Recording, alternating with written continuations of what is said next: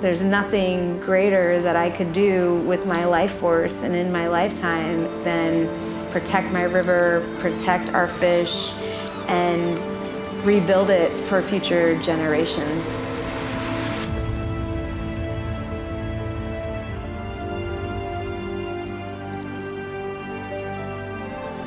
The Yurok people have lived on the Klamath River since time immemorial.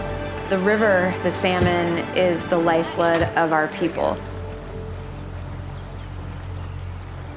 In 1905, Congress passed a reclamation project at the top of the river, which redid the whole plumbing within the system and diverted the water.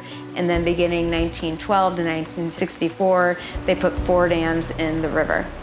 And that was the beginning of its demise. The ecosystem just started collapsing.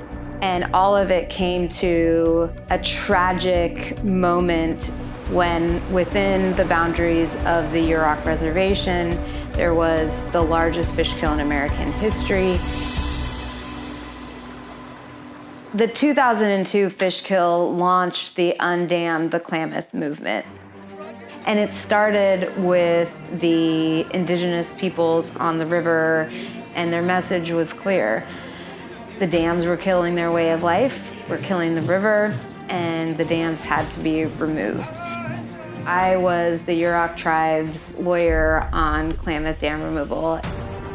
It was really powerful to be able to use the tribe's ancient, important legal rights as the foundation for why the dams should be removed. The final last scoop of dirt was removed from the dams on August 19, 2024. And the Klamath is running free for the first time in over 100 years.